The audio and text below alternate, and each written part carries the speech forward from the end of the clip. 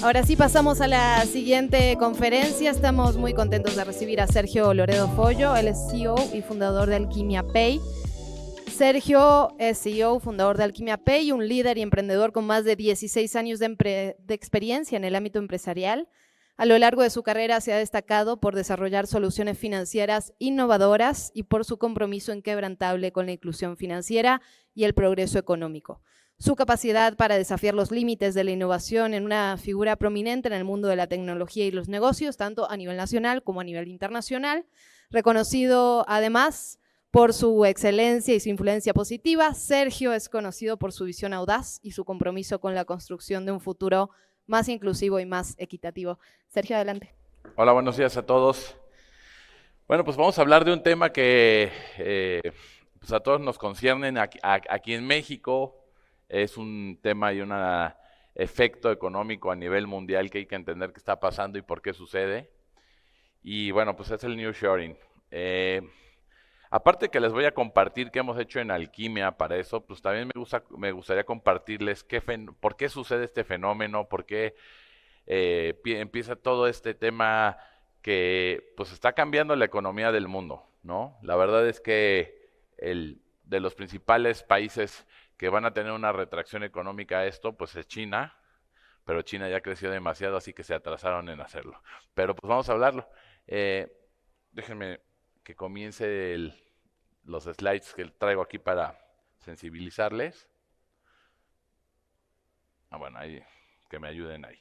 Pero bueno, básicamente el nearshoring, antes también se le conocía con el offshoring, para darles contexto, ¿no? Eh, pues lo que es el offshoring, el offshore, es básicamente una estrategia financiera con un toque fiscal, pues para tener una ventaja financiera en el tema impositivo para pues, pago de impuestos. Básicamente viene acompañado de una estrategia fiscal. ¿Hacia dónde fue evolucionando lo que es todo este tema del nearshoring? Pues empezó a concentrarse en países que daban beneficios fiscales y que daban un precio de mano de obra competitivo. ¿Ok? Todavía no me ponen mi presentación allá, equipo, pero bueno, voy a seguirles platicando de eso porque lo importante es que se lleven los mensajes, eh, ¿cómo se llama? Más importantes acerca del nearshoring. Entonces, bueno, este fenómeno de empezar a llevar todo lo que es maquila a países que te dan beneficios fiscales y mano de obra competitiva, pues muchas veces ni lo vas a pensar, ¿no? Ahora, venimos con todo este efecto económico, pero ¿por qué sucede o por qué se concentra en China? Recordemos que viene de todas estas épocas donde el mundo se parte con dos sistemas económicos, donde unos se concentran en el capitalismo, otros en el modelo socialista, ¿sí? Ahora imagínense un país que hacia adentro es socialista, pero hacia afuera es capitalista. Bueno, les presento a China. Entonces, China, pues sí se pone a jugar al capitalismo por fuera, pero hacia adentro las ventajas o las reglas económicas son distintas. Porque si vemos, el sistema capitalista es más basado en meritocracia y el sistema socialista es, tú naciste y te toca esto y pues te llames como te llames, no hay más. Así te esfuerces o no te esfuerces. Y si no lo haces, te mato. Bueno, acabo de irme a un extremo, pero no llega a ese extremo. Pero imagínense que desde que naces te dicen que son así las reglas. Entonces, tarde o temprano iba a pasar esto, ¿no? Les voy a dar datos duros. Hoy, bueno, hasta datos publicados, porque hoy todavía no se tiene la cuenta, pero en el 2022, que es un dato de hace año y medio, la deuda de Estados Unidos con China eran 34 billones de dólares. ¿Ok? De Estados Unidos. Y ahora, Estados Unidos al año, su Producto Interno Bruto es de 24. Imagínense de ver 1.5 veces lo que genera todo Estados Unidos, se lo debe a China. Y ustedes díganme cuándo lo va a pagar, ¿no? Aunque sí es un plan de poner una empresa y a veces los planes de empresa se van de 10 a 20 años, ¿sí? Pero ya es un dato revelador, ¿sí? Y ese es el primer sensómetro que dice, a ver, ahora, este es un fenómeno importante. ¿Por qué está sucediendo? Bueno, un factor es la deuda, sin lugar a duda. Otro fenómeno que no se dice mucho, pero que es muy relevante, es la transferencia de tecnología no acordada. Es decir, se llevan la tecnología a países asiáticos, para no estar ya poniendo nombres, ¿no? Y, estos derechos de autor, esta copyright, ¿no? Eh, eh, pues se toma, se copia y se lleva a otra compañía con otra marca. Ese es el principal factor que está pasando. Porque si se dan cuenta, digo, hablando en términos muy crudos y hablando en términos muy reales, China ya ofrece incluso mejores productos que Estados Unidos. ¿Cierto? Digo, tuve el gusto de ir a China tiene 30 días que regresé. Y de repente ver coches que pueden volar, si dices, ¿qué pedo? O sea, ¿cómo puede ser posible? ¿No? No es posible, o sea, no. Bueno, el caso es que tampoco lo hagamos tan futurista, se convierte en un dron el coche, pero de todas maneras sigue siendo sorprendente, ¿no? Si hay coches autónomos en San Francisco, pero también los hay en China, ¿no? Y lo sorprendente es cómo ha evolucionado China incluso en medios de pago. Todo es con QR, ¿no? La verdad es que yo estuve haciendo experimentos de llevar tarjeta y hay gente que no sabe ni cómo meterla a la terminal. O sea, iban a pedirle a otro chino, oye, ¿cómo se cobra con la...? No, digo, yo vinculé mi tarjeta, por cierto, las de Alquimia sí funcionan allá, pero lo hacíamos a través de WeChat. Sí, sí, no, era imposible, o sea, no se podía. Y estos amigos fuimos a una evento que organizó Huawei, que bueno, como bien sabemos, Huawei es de las principales empresas que traen un bloqueo en Estados Unidos. Pero fíjense esto que es curioso, o sea, ya creció tanto esta compañía, es gigante, ¿eh? Es increíble también llegar a los campus de China, o sea, de Huawei, hicieron una mini Europa con lagos, ríos, trenes, solo para sus ingenieros de sistemas. Y yo he ido a los campus de Google, de Amazon, y sí dije, Huawei se les adelantó un poquito. O sea, cómo llegan a una mini Europa y hay una panadería de estilo francesa clásica y el empleado puede pagar con su tarjetita y es algo increíble. Pero bueno, ¿por qué les quiero sensibilizar de esto? Porque, o sea, sí es un tema donde también en el nearshoring no solo podemos voltear a ver Estados Unidos. Ya también China dijo, pues yo también ya me estoy expandiendo. Ese es el problema, ese es el tema que debemos de sensibilizarnos. Ah, creo que ya me pusieron mi presentación. Bueno, el nearshoring, deslocalización, casi siempre, ¿quién va a decir, oye, deslocalización? Por supuesto que en México no vamos a hablarle de deslocalización. Todos los políticos y todos los emprendedores le llamamos relocalización, ¿ok? Entonces, bueno, entonces, por otro lado, lo que les hablaba del offshoring implica externalizar servicios, costos laborales más económicos y pues los desafíos es el tema cultural. ¿Por qué sí es un problema? Fíjense que yo estando en China, a mí me decían que culturalmente, desde que naces, te enseñan a copiar y el reto es mejorar. ¿Y quién no ha escuchado esta frase de que todo lo que haga alguien bien aquí en América lo va a hacer mejor un asiático? ¿No? Imagínense que naces con esa cultura y entonces estás del otro lado, estamos en América, en un país donde decimos, tengo que proteger las ideas, tengo que darle sus derechos y sus beneficios a quien se le ocurrió la idea, que está bien, pero después tienes el otro lado del mundo diciendo, cópialo y mejóralo. Este es un tema que va más allá de un tema económico, es un tema cultural y el mundo está partido. ¿Sí?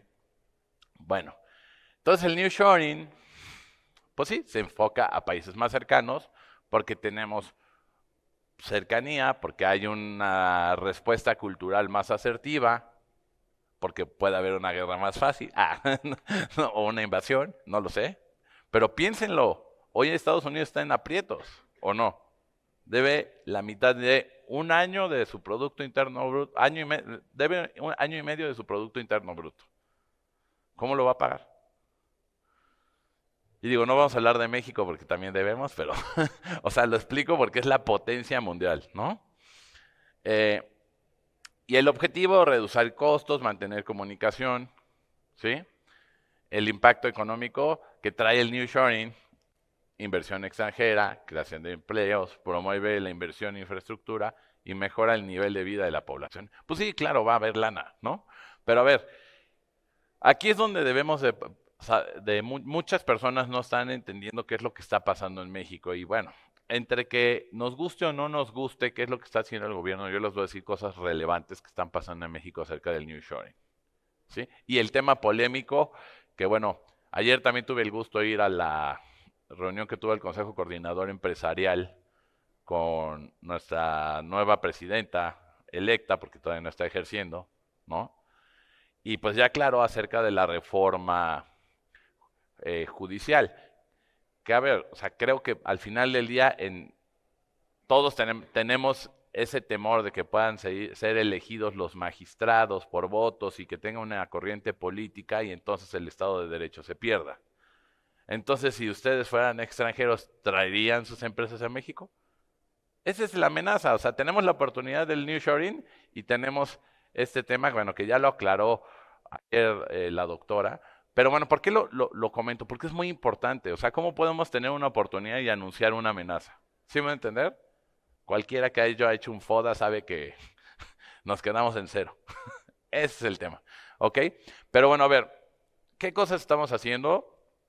Si bien es cierto, estamos dando facilidades económicas, ¿cómo se llama? Y como país, y facilidades también de, ¿cómo se llama? De temas de impuestos, de pago de impuestos. Mucha gente no tiene claridad con el tren transísmico, pero el tren transísmico es parte de toda esta oportunidad del nearshoring. ¿Por qué? Porque pues nace de dos corrientes. Una, el calentamiento global lo que está generando es que, por ejemplo, que en Panamá no haya agua. No sé si vieron que al principio de año, en enero, se quedaron parados 216 buques, 20 días. Y obviamente ya los otros barcos tuvieron que tomar otras estrategias. Entonces, sí tenemos un problema con el calentamiento global porque el principal canal para que se pudiera atravesar América ya no está funcionando bien. Entonces llega a México y dice, yo te hago un tren. Bueno, se va a tardar, es similar, ¿qué me vas a ofrecer distinto? Y bueno, se les ocurrió hacer algo muy interesante. Estos barcos que vienen de Asia, ¿sí? Llegan a Oaxaca y la salida de este producto es por Veracruz. Pero lo que tiene valor es que es un tren, pero también es un tren de producción. Sí es un tren de logística, pero es un tren de producción, es decir, llega la materia prima acá y sale como producto ensamblado aquí, dentro de México y sale ya en Veracruz como producto ensamblado. Entonces, eso sí tiene valor, eso lo vuelve competitivo y es parte del nearshoring, ¿ok? Y digo, son puntos relevantes para entender por qué pues, nada más es un trenecito. No, o sea, tiene este valor competitivo, suma la estrategia del nearshoring porque estamos dando facilidades de mano de obra, de valores de, bueno, de offshoring, ¿no? Siempre y cuando contribuya a la economía de un país. O sea, un país, en pocas palabras, debe de decidir si va a dar beneficios fiscales contra una mejora a la economía de todo el país. ¿Sí? Bueno, beneficios de los inversionistas, diversifican sus carteras, mejoran su rentabilidad a largo plazo, aumenta su potencial de crecimiento y la adaptación es rápida, en este caso de lo que es el nearshoring. Entonces, básicamente, aparte de estos puntos, el más importante es pagar menos impuestos, ¿no? Y lo que les decía hace rato, la protección de la transferencia de tecnología, ¿sí? Dice, en este caso, por ejemplo, ¿no? La expectativa y la fuente es Grupo Hightech especialista, ¿no? Especialista en manufactura, estima exportaciones mexicanas crecerán de 80,000 millones de dólares hacia el 2027 por el fenómeno del nearshoring. Bueno, esto, por ejemplo, si se dan cuenta, pues ya empieza a sumar y solo es un grupo empresarial Para que se den una idea, si el Producto Interno Bruto de Estados Unidos es 24,000, o sea, esto está pegándole al 1% casi de eso, ¿ok? Bueno, un poquito menos. Pero lo que voy es, ¿cómo solo un grupo empresarial puede generar este nivel de ingresos hacia el 2010? O sea, para que vayan viendo cómo nos podemos enriquecer. Y debemos, al menos en México, debemos de poderlo capitalizar. Ahora, no solo hablando hacia México, también hay muchos fenómenos que podemos parar, como la migración. De hecho, es una de las estrategias que se ha visto en todo este tema de nuevas corrientes políticas, que también el nearshoring puede ayudar a países de Centroamérica a establecerse con esquemas productivos, ¿sí? Para parar la migración. ¿Por qué? Porque las personas que vienen de estos países donde hay más migración, ¿sí? Pues tienen un problema de economía, no satisfacen los ingresos de la población, por eso existe. Un dato relevante que se ha comentado, por ejemplo, es que tan solo en el 2023 había 1 millón de personas indocumentadas de distintos países. ¿Por qué? Porque a México lo agarran de puente, ¿sí? Pero mientras México paga a esas personas, ¿eh? Y todos estos, interesantemente, el 80% de estas personas eran de Centroamérica y Sudamérica. Entonces, también es importante en las estrategias de nearshoring, y no hablando solo como en México, sino que los países de Latinoamérica ofrezcan este tipo de cosas. El principal beneficio que tiene México, pues, es ser vecino, básicamente, ¿no? Bueno, aquí vienen algunas cosas que hemos hecho en Alquimia, pero bueno, con respecto al nearshoring, hoy lo debemos ver como una oportunidad, ¿no? Todos los países que estamos en América, por la propia vecindad que tenemos en Estados Unidos, entender que el fenómeno es por dos factores, ¿no? La amenaza económica que representa China ya a Estados Unidos, el respeto a los derechos de autor, que eso también es algo muy trillado. O sea, no está comprobado, pero pues sí está sucediendo. Entonces, pues tampoco hay que ser tan genios. O sea, tienen que moverse, ¿sí me doy a entender? Como cuando alguien tiene duda de su, no sé, imagínense que tiene una pareja y tienes duda de ella. O sea, no te lo puedo comprobar, pero tengo la duda, así que te dejo. Hagan de cuenta que pasó, ¿no? Entonces, ese es un poco. Bueno, ¿qué es lo que nosotros vimos venir este fenómeno? Y esto es un mensaje para todos. A ver, es irrefutable que va a suceder. Y no estoy tan seguro cuánto lo va a capitalizar México, si les soy sincero, porque pues la verdad nos tenemos que poner las pilas, ¿no? Apenas en México nos acaban de autorizar en el Banco Mundial $1,000 millones, ¿no? Como préstamo hacia México. Una de las partes relevantes de esto es para invertir en el nearshoring. Pero bueno, de las cosas que viene es que es un fenómeno que va a empezar a generar muchos ingresos al extranjero, pero naturalmente estos ingresos traen un punto de retorno, siempre, pues, a donde el que metió la lana, ¿sí? ¿O ustedes creen que el Google deja aquí su lana? ¿O Amazon? No sucede eso, ¿no? ¿Y por qué lo comento? Porque es importante entender que viene mucha inversión y después toda esta inversión se va a ir saliendo. Y se va a ir saliendo en un proceso de 5, 10, hasta 20 años, ¿sí? Hasta que les genera un negocio redituable a los inversionistas. Entonces hay que entender cómo vamos a tomar esa atracción que va a entrar de dinero, y después esa atracción, cómo la va a ir saliendo lentamente, ¿sí? Incluso se puede hacer una economía sostenible donde pues sigue entrando, y estas compañías que están entrando a México o a otros países, pues van a seguir con un ingreso, pero ya no en la inversión inicial, ¿ok? Hay muchas formas en las que pueden invertir una compañía, pero lo importante que hay que entender es que esto, ¿qué implica? Entra dinero, se generan empleos. También vamos a ver, pues si entró una empresa china, pues va a haber muchos chinos, hay que aprender chino. O sea, de verdad, digo, ahorita yo que he tenido acercamiento con mucha gente de Huawei, no sabe hablar español y es un problema comunicarse, ¿eh? Porque luego el inglés no todos lo hablamos tan bien, y luego ellos tampoco. Entonces, se vuelve algo complicado, ¿sí? Pero ahora vamos a centrarnos, ¿no? Ahorita nuestra mayor oportunidad en México es, pues, nuestro vecino, ¿no? Y muchas veces mandan, pues con toda esta gente que le enviamos en el año, ¿no? En los años, o sea, los migrantes que ya son gringos y ahora que ya nacieron allá y todo, pues también saben hablar español. Y es lo que nos vamos a encontrar. Pero por eso es importante, les menciono esto, porque hacia donde vayamos, hacia las empresas que vienen a invertir, ¿sí? Tenemos que entender el aspecto cultural, ¿no? Y entre ellos está el lenguaje. Entre ellos está ¿se puede copiar o no se puede copiar? ¿Lo voy a respetar o no lo voy a respetar? Esas son de las principales cosas que se han visto. De hecho, en el Tratado de Libre Comercio de entre toda Norteamérica, uno de los puntos más relevantes es la transferencia de tecnología. Porque justamente es uno de los principales problemas, como lo he dicho, con China, ¿no? O sea, te vas a un país donde culturalmente pueden copiar, pues ahora en México, pues, o en Latinoamérica, pues somos también creativos, ¿no? O alguien puede dejar una bolsa en la calle y va a preguntar, ¿no? Entonces, o van a buscar al dueño, ¿no? Pues muchas veces ese es el problema, es un problema cultural y hay que entenderlo porque ese es el principal factor que estén buscando en otros lados donde empezar a fabricar productos, ¿sí? Pero bueno, también la otra es que pues, si fuera tan fácil, ellos también lo harían en casa, ¿no? Entonces, lo que estamos buscando es dar unas mejores condiciones.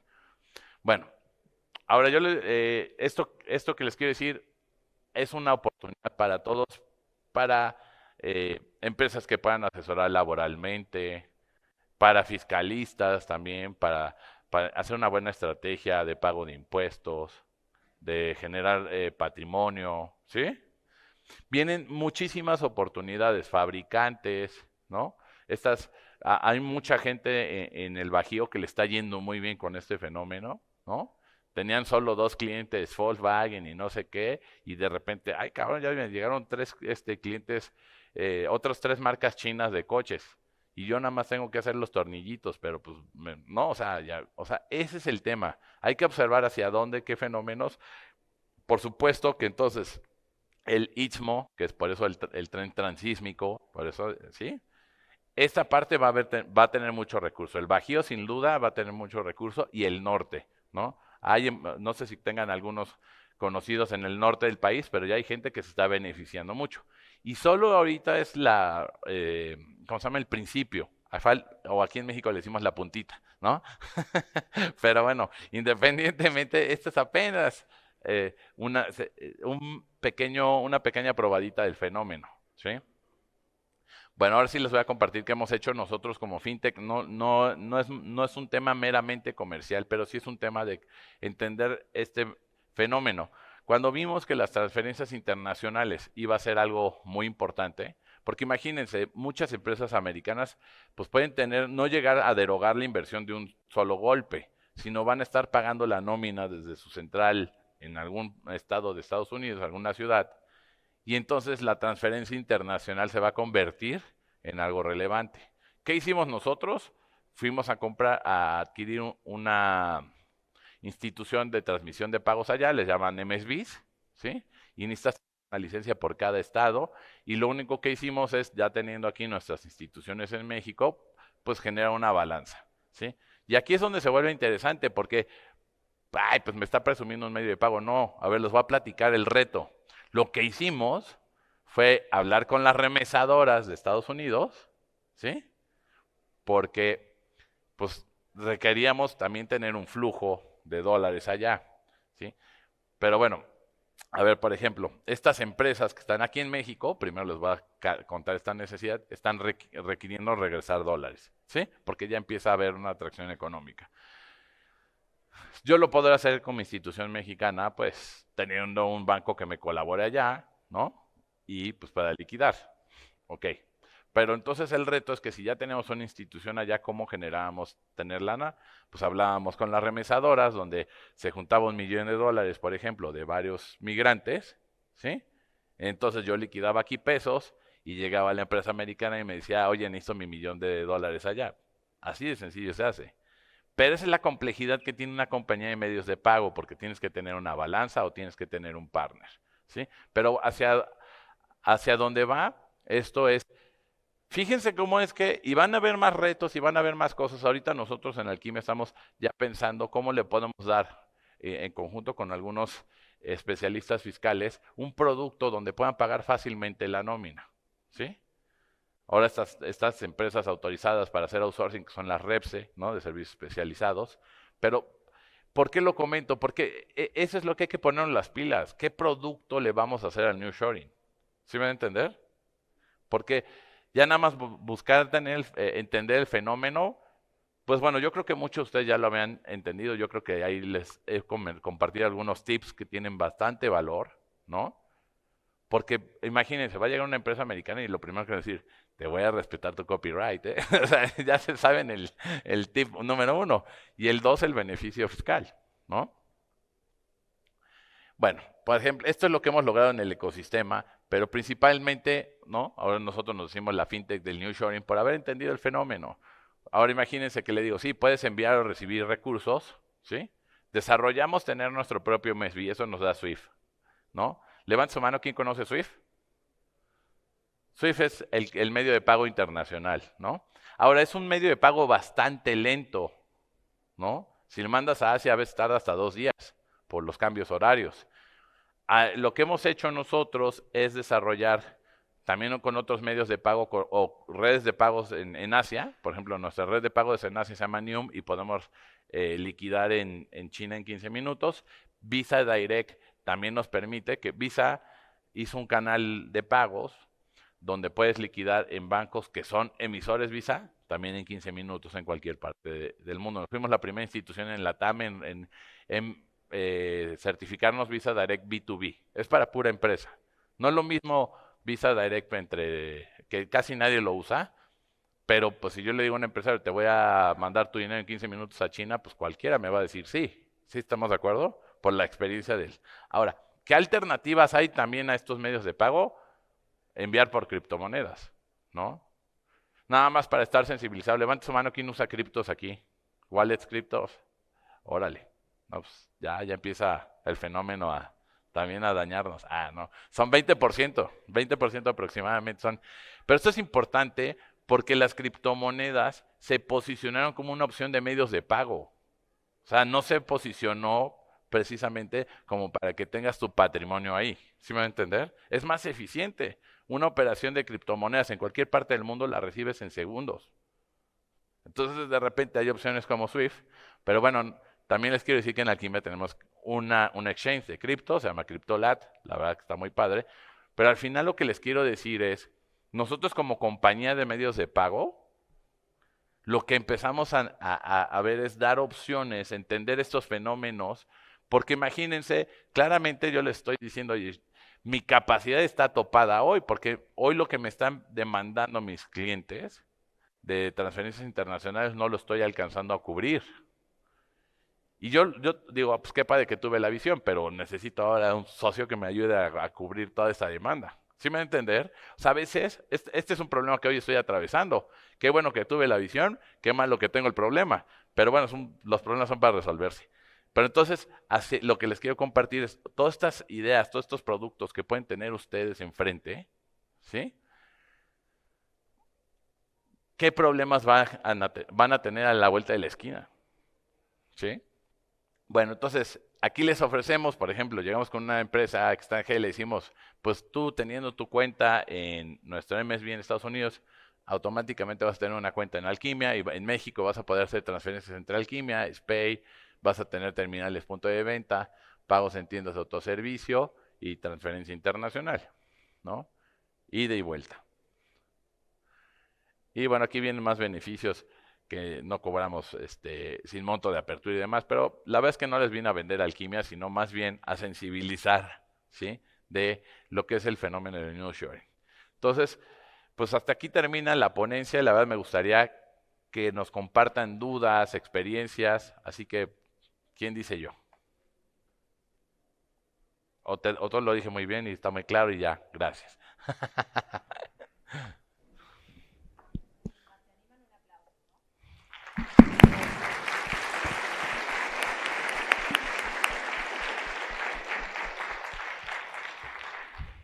¿Alguna pregunta? Por allá hay una, si nos ayudan con el micro.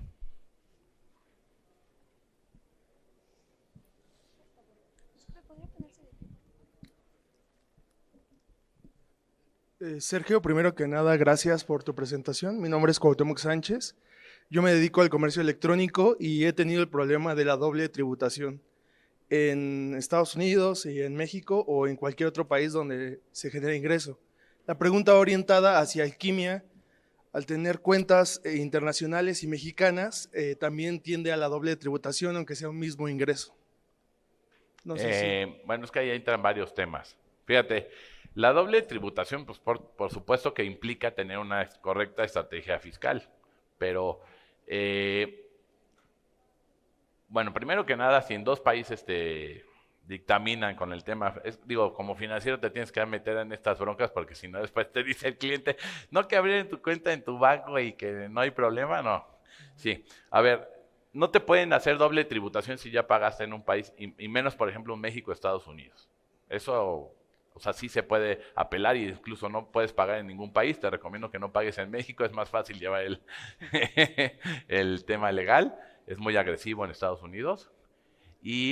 Pero a ver, una cosa importante ahí es de que, digo, habría muchas preguntas si es la misma razón social, es una LLC en Estados Unidos y en México operando, o es una SASB en México y en Estados Unidos, o tienes una LLC en Estados Unidos y una SASB en México. A ver, para no meternos a ese detalle, eso se resuelve con una correcta estrategia fiscal. Pero fíjate que esto también nos ha pasado porque hay clientes, por ejemplo, se han llevado terminales punto de venta de México a Estados Unidos.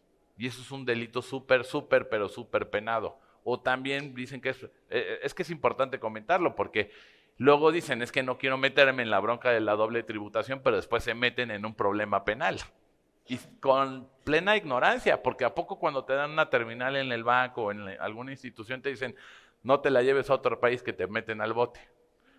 Ese sí es un gran problema y es un buen tema que lo pongas ahí. Pero a ver, básicamente eso se debe de corregir con la doble tributación. Se debe de declarar en los dos países para que identifiquen, ¿no? Entonces probablemente si estás teniendo ese problema es un tema donde te podemos referir ahí con clientes que ya lo hacen muy bien, y bueno, con los despachos que te podemos referir para que evites tener estos problemas de doble tributación. Digo, nada más para terminar de entender el tema es, el e-commerce que tienes, ¿dónde lo tienes legalmente? ¿En México o en Estados Unidos? En los dos ahora. Son dos razones sociales. Sí, tuve que hacer dos razones. Una que atiende Estados Unidos para Estados Unidos, aunque la mercancía sale de México, y otra que... Sí, la pagas como una comercializadora. Atiende solo México. Pues ya no necesitas asesoría fiscal.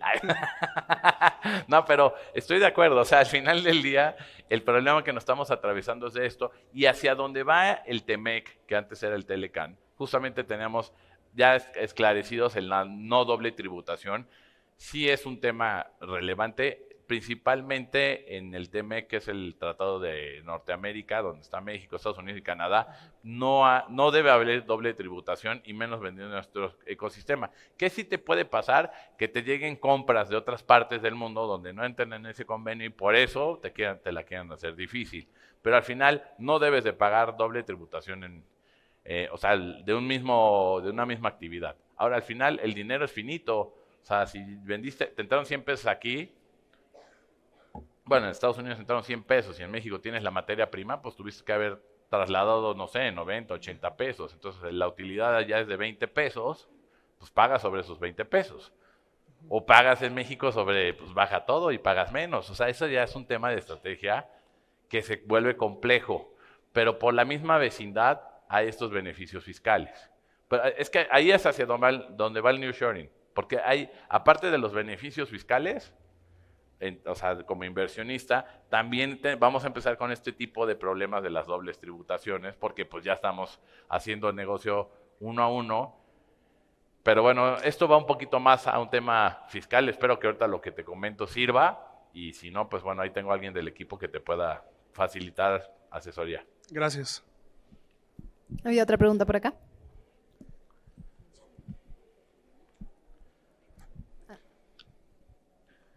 Listo, gracias.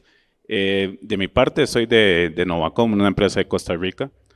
Por la lógica de nuestro negocio, nosotros contratamos a consultores en toda Latinoamérica, alrededor de unos 16, 17 países tenemos consultores hoy en día. Y el tema del pago, precisamente poder pagarle su salario, etcétera. Te quería preguntar, hemos visto muy bien posicionado a otra plataforma como Deal, saber qué diferencia pueden brindar, ¿verdad? Si hay unas diferencias en cuanto a comisiones, posibilidad de pago en diferentes países. ¿Qué plataforma es? ¿No escuché bien? Deal, D-E... Deal. Deal. Ok. Pues mira, la verdad es que no la tengo tan en el radar, pero, a ver, básicamente, te voy a decir dónde está el tema de los negocios, ¿no? Cuando está la transferencia internacional, yo te puedo decir que la cuenta te va a costar 0, pero le voy a ganar en el tipo de cambio. ¿Dónde quieres que le gane? Te doy un mejor precio. O sea, pero al final, ¿sí? Va por ahí. Sí, oye, yo te doy cuenta 0 comisiones, ok, y solo en el producto de transferencia internacional, pues ahí está donde le voy a ganar. Entonces, probablemente por ahí debe ser en donde te voy a convencer que trabajes con nosotros. Ok. Sí está esa posibilidad con ustedes, digamos, Sí. Porque con Deal no hay Bueno. no hay posibilidad. O sea, ellos es eso y listo, ¿verdad? Sí, pero normalmente va por ahí. Es como las remesas, por ejemplo, que citando el caso de las remesas, que todo el mundo dice comisiones 0, que cueste 0 enviar. La verdad es que sí es muy imposible, porque las remesas, al menos, por ejemplo, para enviar en México, en las casas como Western Union, RIA, Money Transfer u otras, te cobran de $3 a $6 el envío. Y aparte le ganan al tipo de cambio. Y entonces se vuelve una locura, porque el tipo de cambio le están ganando 1% en promedio. Una remesa de $300 son $3 de este lado y $3 de envío. Por eso es un negocio tan atractivo, porque a todo el mundo le voy a decir que cuesta 0 enviar y aquí me puedo quedar $3. O ¿por qué no le subo un poquito más, no? Y me quedo $4. Pero entonces va por ahí, ¿sí? Ok, perfecto. Si nos ayudan con el micro aquí en la segunda fila, por favor. Aquí.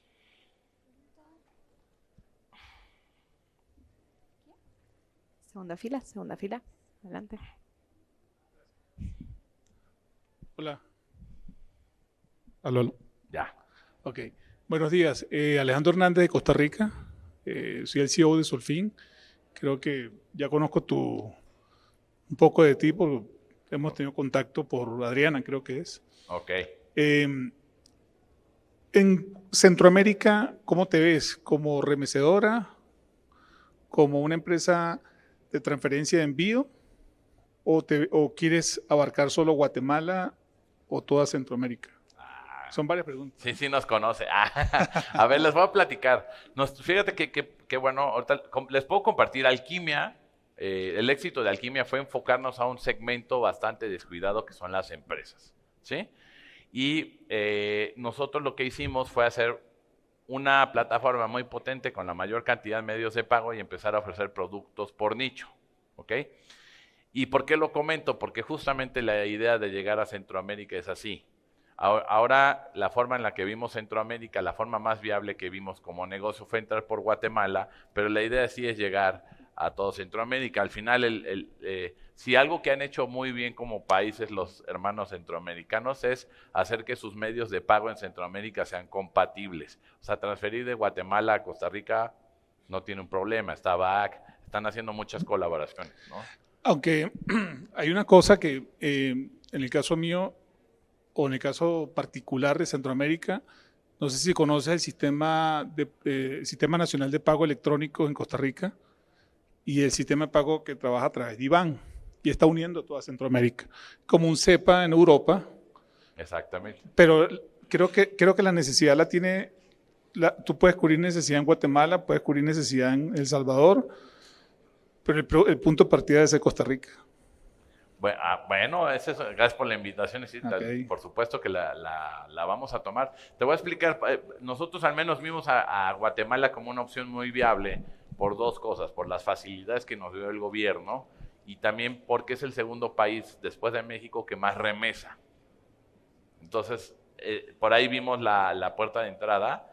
Pero bueno, pues, ¿por qué no aprovechar ahora su visita y ver? Verifiquemos en algún momento el medio de pago que te permite la escalabilidad a toda Centroamérica.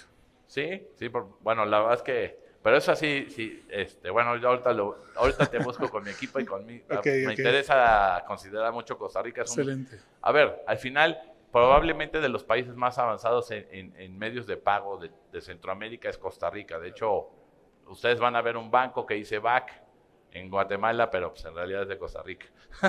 Es de los que, de hecho, tienen más eficiencia y como... ¿cuál es tu nombre, perdón? Alejandro. Alejandro nos comparte, pues justamente lo que están haciendo todas las instituciones en Centroamérica es hacer algo como en Europa, el CEPA, para... Entonces, fíjense esta parte tan relevante y también por otro lado comentarlo. ¿Y qué esperamos en México para empezar también a hacer una parte integral de medios de pago? Por eso nacen opciones como criptos, por eso nace un SWIFT. ¿Por qué? Porque no tuvimos la capacidad de organización a nivel país de poder facilitar o conectar los medios de pago. Sí. Y cuando hay alguien privado que hace eso, pues se queda con el negocio o se quedan las limitantes. Sí, no, y te lo explico porque Guatemala creemos que tiene una necesidad de cubrir remesas.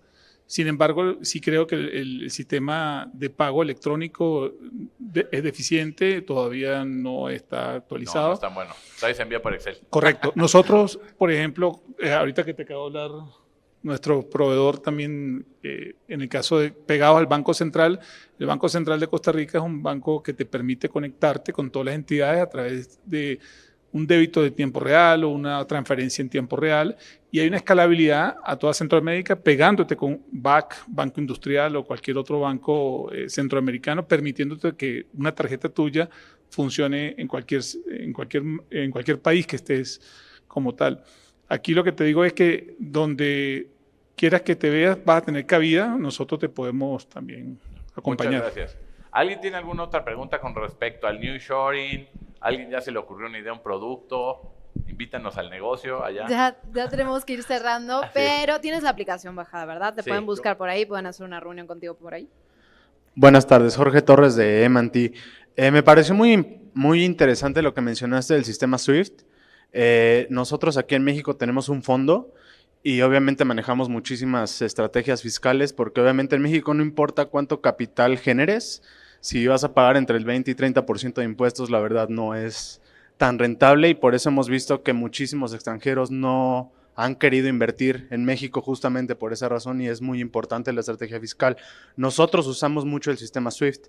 De hecho, en eso a eso iba encaminado mi pregunta. Nosotros, por ejemplo, te voy a poner un ejemplo que hace poquito pasó. Una persona de Estados Unidos quería comprar un edificio aquí.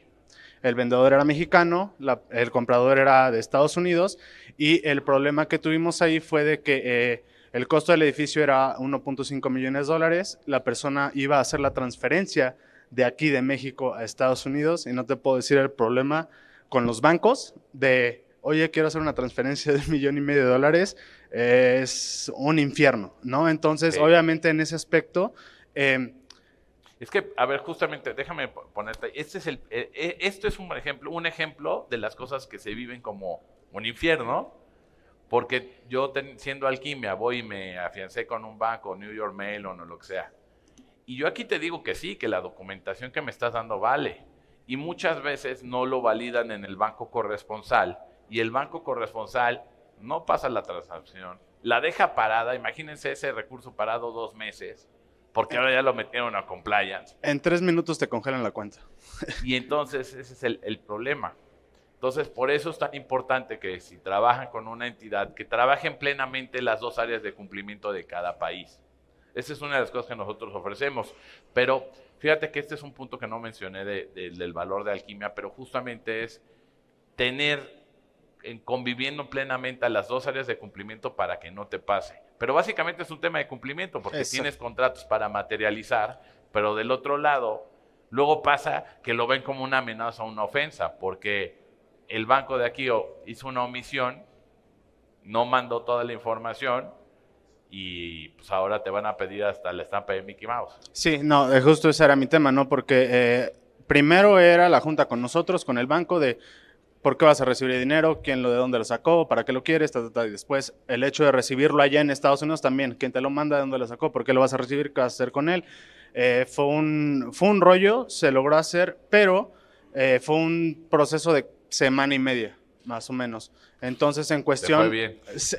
en cuestión de alquimia, ese tipo de cosas, ¿por qué? Porque ahí no se usó un contrato de compra, sino fue una inversión para que no generara Pero pues hay impuestos. un contrato de inversión. Exacto. O sea, todo lo que se pueda materializar siempre va a servir, ¿no? Y la transferencia ahí sería el proceso más fácil, o sea, digamos, si Mucho más se fácil. hace el Y hay millón y otros medio. mecanismos más fáciles todavía. Puedes recibir como inversión y puedes enviar como préstamo, pero Marco Alvarado, por favor, explícale ahí un par de tips. Sí. Pero a ver, señores, pues creo que el tiempo ya se nos acabó. Sí, Sergio, mucho. Y ¿cómo se llama? Pues mucho gusto a todos. Creo que este punto de encuentro, espero que les haya sensibilizado qué es lo que nosotros en México estamos viviendo con el nearshoring, cuáles son las oportunidades. Y bueno, pues les deseo mucho éxito con ese nuevo fenómeno económico. A capitalizarlo. Gracias. Gracias, Sergio.